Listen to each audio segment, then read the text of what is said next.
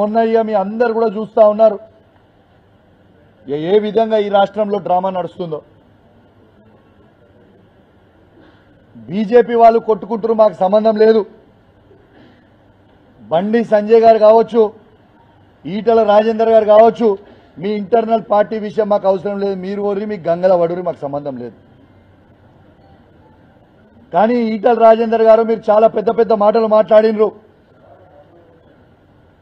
మీరు కేసీఆర్ గారిని విమర్శించే స్థాయి మీ స్థాయి కాదు.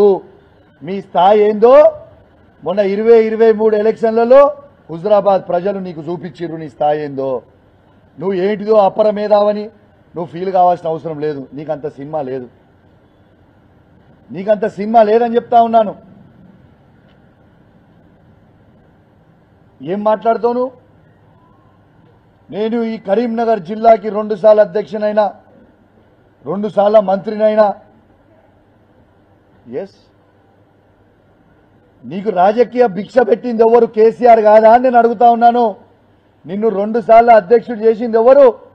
కేసీఆర్ కాదా? నిన్ను 2 సార్లు మంత్రి చేసింది ఎవరు? కేసీఆర్ కాదా?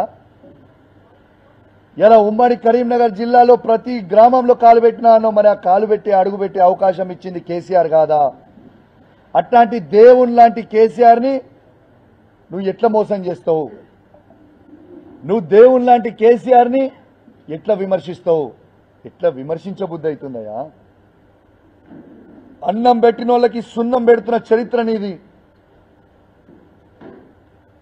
ఇలా కేసీఆర్ గారిని నువ్వు విమర్శించే స్థాయి నీది కాదు. నీది నా స్థాయి కూడా నీది కాదు. చిత్తు కొడగొట్టిన మొన్న నిన్నే. ఇంకేం కావాలి నీకు? నువ్వు ఒక పెద్ద మోసగానివి అని చెప్పక తప్పదు. నువ్వు కేసీఆర్ గారిని మోసం చేసినావు. నువ్వు సంపాదించిన అక్రమ సొమ్ముని కేసీఆర్ గారు గుర్తించి పేద దళితుల భూములని నువ్వు గుంజుకుంటే అవన్నీ గుర్తించి ఇలా నేను తన్ని పార్టీ నుంచి బయటికి వెళ్ళగొట్టి నువ్వు దానికి ఏం చెప్తున్నావు? నువ్వు చేసిన అవినీతికి నువ్వు ఒక అవినీతి పరునివి, నువ్వు ఒక చీటర్వి, మోసగానివి అని ఉద్దేశంతో నేను పార్టీ నుంచి బయటికి పంపింది కేసీఆర్ గారు.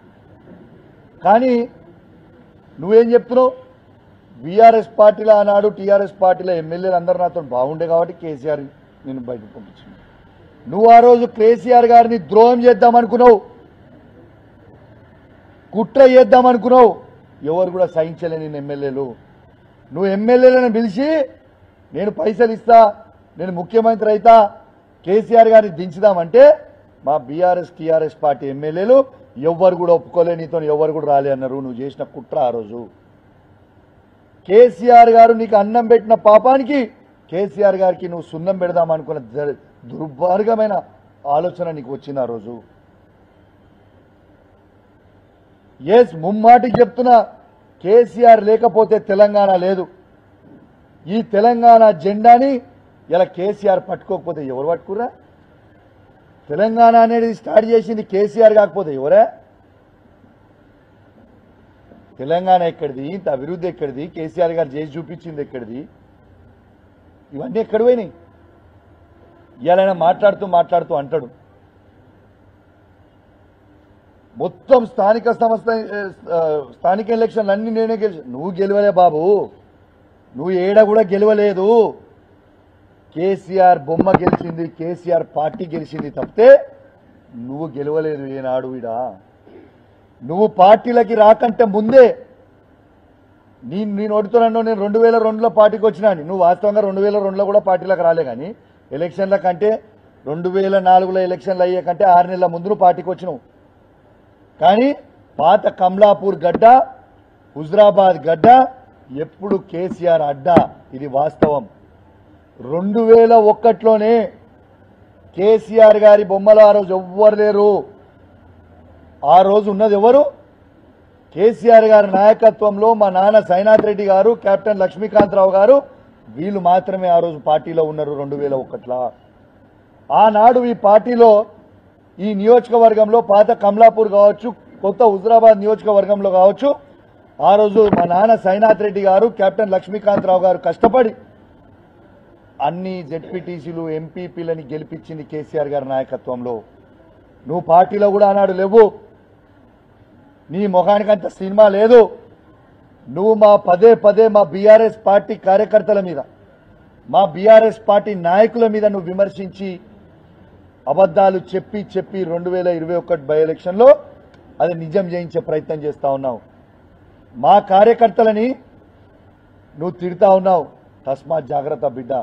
మా కార్యకర్తలు వీళ్ళందరూ కూడా మా నియోజకవర్గంలో ఉన్న 5 మండలాల జెడ్పీటీసీలు కావచ్చు, ఎంపీపీలు కావచ్చు, మున్సిపల్ చైర్మన్లు కావచ్చు, కౌన్సిలర్లు కావచ్చు, సర్పంచ్లు కావచ్చు, వార్డు మెంబర్లు కావచ్చు, నీతిగా నిజాయితీగా కేసీఆర్ గారి బొమ్మ మీద మేము గెలిచినాం, మేము కేసీఆర్తోనే ఉంటాం, మేము పార్టీ వదిలిపెట్టం అని చాలా గొప్ప ఆలోచనతోని కేసీఆర్తోనే మా బీఆర్ఎస్ పార్టీ చైర్మన్లు కానివ్వండి, ఎంపీపీలు కానివ్వండి, జెడ్పీటీసీలు కానివ్వండి, కౌన్సిలర్లు కానివ్వండి, సర్పంచ్లు కానివ్వండి, వార్డు మెంబర్లు కానివ్వండి, కేసీఆర్ గారితో నానాడు ఉన్నాడు.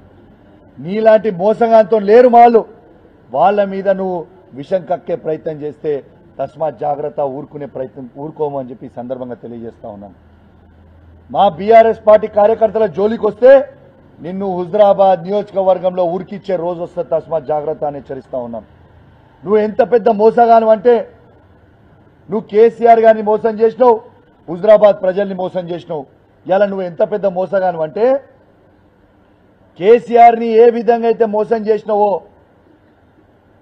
నీతో నీ వచ్చి టీఆర్ఎస్ ఇష్పెట్టి, టీఆర్ఎస్ బీఆర్ఎస్ నిష్పెట్టి, టీఆర్ఎస్ 20 ఏళ్లు జెండా మోసిన కార్యకర్తలు టీఆర్ఎస్ ని ఇష్పెట్టి నువ్వు మబ్బెపెట్టి పైసలు ఇస్తామని ఆశ పెట్టి వాళ్ళని తీసుకొని పోయినవే, ఇలా వాళ్ళని కూడా మోసం చేసినావు కదా నువ్వు.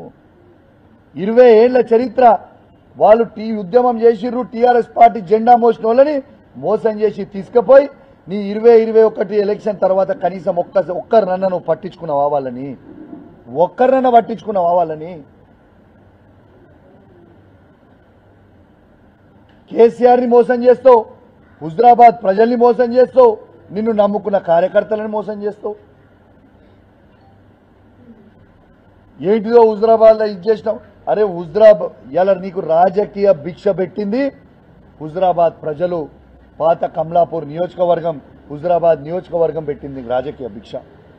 అట్లాంటి రాజకీయ భిక్ష పెట్టిన హుజరాబాద్ నియోజకవర్గంలో నువ్వు ప్రజల్ని పట్టించుకోకుండా ఇష్పెట్టి పోయి మల్కాజిర్లో పోయి నిలబడి హుజరాబాద్ ప్రజల్ని ఇష్పెట్టేసి ఇలా హుజరాబాద్ వాళ్ళు అన్నం పెట్టిందనే సబ్జెక్టు మర్చిపోయి మా షామీర్పేట్ గడ్డ అంటున్నావు. అరే వా, నీకు రాజకీయ భిక్ష పెట్టిన హుజరాబాద్ కేసీఆర్ గారిని మోసం చేసినావు, టీఆర్ఎస్ కార్యకర్తలను మోసం చేసినావు, హుజరాబాద్ ప్రజల్ని మోసం చేసినావు. ఇప్పుడు నిన్ను నమ్ముకుని వచ్చిన టీఆర్ఎస్ ఇష్పెట్టి బీజేపీలోకి వచ్చిన కార్యకర్తలను మోసం చేసినావు. ఇవాళ రేపు ఎల్లుంటో బీజేపీని కూడా మోసం చేస్తావు. ఇంత మోసపోయిన చరిత్ర నీది. అంత దారుణమైన చరిత్ర పెట్టుకున్నా చరిత్ర తెలుసా? నీ చరిత్ర ఎవరు తెలియదా బాబు? నువ్వు చీటర్ అని తెలుసు, నువ్వు మోసగాని అని తెలుసు, అన్నీ తెలుసు. ప్రజలన్నీ కూడా గమనిస్తూ ఉన్నారు. ఖచ్చితంగా మళ్ళా కూడా నేను చెప్తా ఉన్నా, హుజరాబాద్ గడ్డ మీద కూర్చొని చెప్తా ఉన్నా, 5 మండలాల్లో 5 జెడ్పీటీసీలు గెలిచేది బీఆర్ఎస్ పార్టీయే, 5 ఎంపీపీలు గెలిచేది బీఆర్ఎస్ పార్టీయే, ప్రతి గ్రామంలో ఎంపీటీసీ గెలిచేది బీఆర్ఎస్ పార్టీయే, ప్రతి వార్డు మెంబర్ గెలిచేది బీఆర్ఎస్ పార్టీయే, ప్రతి సర్పంచ్ గెలిచేది బీఆర్ఎస్ పార్టీయే, ప్రతి కౌన్సిలర్ గెలిచేది బీఆర్ఎస్ పార్టీయే, ప్రతి చైర్మన్ గెలిచేది బీఆర్ఎస్ పార్టీయే. రాసి పెట్టుకోండి, మీకు ఇవాళ చెప్తున్న ఈ మాటని. ప్రతిదీ కూడా మళ్ళా కేసీఆర్ గారి జెండా ఎగిరేస్తుంది. ఇక కొన్ని నేను చెప్పాల్సిన అవసరం లేదు. కొన్ని సర్వేలు వాళ్ళే చేసుకురు, వాళ్ళే బయట పెట్టిరు. ప్రతి కాంగ్రెస్ పార్టీ సర్వేలో కూడా ఇక్కడ బీఆర్ఎస్ పార్టీ జెండా ఎగురుతుందని వెరీ క్లియర్గా చెప్పారు. ఖచ్చితంగా నేను చెప్తా ఉన్నా, ఎస్, కేసీఆర్ గారి నాయకత్వంలో ఇక్కడ ఒక బాధ్యత కలగా శాసనసభ్యునిగా ప్రతి బీఆర్ఎస్ టీఆర్ఎస్ కార్యకర్తని గెలిపించుకునే బాధ్యత నేను తీసుకుంటా. ప్రతి ఒక్కరిని కూడా గెలిపించుకొని తీసుకొని వస్తా అని కూడా ఈ సందర్భంగా తెలియజేస్తూ, అదేవిధంగా మళ్ళొక్కసారి చెప్తా ఉన్నా, 20 ఏళ్లు టీఆర్ఎస్ పార్టీ జెండా మోసిన నాయకులకి మొన్న ఈటల రాజేందర్ గారితో మోసపోయి మీరు ఆడ పోయి ఉండి ఇబ్బంది పడుతున్న నాయకులకు చెప్తా ఉన్నా, మేము ఎవరేమనుకోం, our గేట్స్ ఆర్ ఓపెన్, మీరు ఎప్పుడన్నా రావచ్చు, మీకు ఏది ఉన్నా కూడా ఫీల్ ఫ్రీ, మేమేం అనుకునేది ఏం లేదు, మీరు రావచ్చు. మీరు ఒరిజినల్లా మీరు కేసీఆర్ మీద మీ అందరికి ప్రేమ ఉందని నాకు కూడా తెలుసు. మీ అందరు కూడా మన టీఆర్ఎస్ బీఆర్ఎస్ పార్టీకి వాపస్ రావచ్చు. మిమ్మల్ని కేసీఆర్ కేటీఆర్ సార్ సమక్షంలో హరీష్ రావు గారి సమక్షంలో తీసుకుపోయి కల్పించి మరీ మీకు స్వాగతం పలుకుతామని ఇవాళ హుజరాబాద్ గడ్డ మీద నుంచి ప్రతి వాళ్ళ కార్యకర్త కూడా చెప్తా ఉన్నాను. ఎందుకంటే పాపం వాళ్ళని తీసుకుపోయి మోసం చేస్తే వాళ్ళ ఆగమాగం ఉన్నారు.